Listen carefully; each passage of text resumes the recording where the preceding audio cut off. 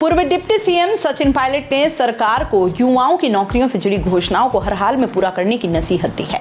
संविदा कर्मियों को नियमित करने के पैटर्न पर विरोध और विद्या संबल योजना को स्थगित करने के सवाल पर पायलट ने अपनी राय रखी है। पायलट ने सरकार को ओबीसी मुद्दे का समाधान निकालने को कहा है। हरीश चौधरी ने सोमवार को ही इस मुद्दे पर सीएम गहलोत पर धोखा देने का आरोप लगाया था। सचिन पायलट ने 3 मुद्दों पर सरकार के मौजूदा स्टैंड से अलग होकर मांगे पूरी करने को कहा है। मंगलवार को टोंक में पायलट पत्रकारों से बातचीत कर रहे थे। विद्या संबल योजना को स्थगित करने पर पायलट ने कहा कि सरकार ने जिन भर्तियों की घोषणा की है उसको धरातल पर उतारना चाहिए। भर्तियां होनी चाहिए क्योंकि घोषणाओं के बाद लोगों की उम्मीदें बढ़ जाती है।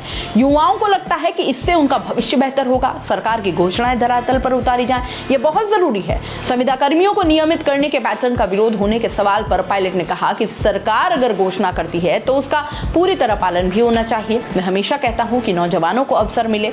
हमारे शिक्षक भाई बहन हैं, उनका भविष्य सुधारने के लिए हर संभव कोशिश करनी चाहिए। सचिन पायलट ने ओबीसी आरक्षण से जुड़े मुद्दे पर कहा, मुझे लगता है जो भी संविधान के प्रावधान है उसके तहत सुधार करना चाहिए। बिना कानूनी पेच में फंसे इसका रास्ता निकालना चाहिए। सरकार को जनप्रतिनिधियों की मांग को भी सुनना चाहिए, फिर न्यायपूर्वक कार्यवाही करनी चाहिए ताकि सब पक्षों को साथ रखकर वंचित लोगों को मदद पहुंचे। पायलट ने आगे कहा कि दिसंबर के पहले सप्ताह में राहुल गांधी की भारत जोड़ो यात्रा राजस्थान में आएगी। यात्रा को लेकर प्रदेश के हर तबके के लोगों में उत्साह है। अब तक लाखों लोग यात्रा से जुड़ चुके हैं। राहुल गांधी ने भारत जोड़ो यात्रा में महंगाई, बेरोजगारी सहित सभी मुद्दे उठाए हैं। संवैधानिक संस्थाओं को बर्बाद किया जा रहा है। महंगाई, बेरोजगारी बेतहाशा बढ़ रही है।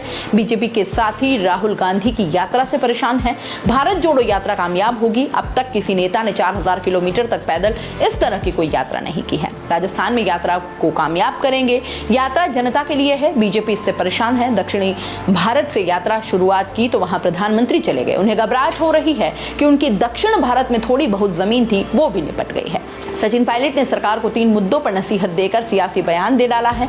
पायलट का बयान सीधे तौर पर सरकार पर निशाना माना जा रहा है। पायलट ने इशारों में सरकार को यह भी कह दिया है कि नौकरियों से जुड़े युवाओं से किए वादे पूरे नहीं किए हैं। पायलट पहले भी कई बार जनता से किए वादों को पूरा करने की नसीहत दे चुके हैं।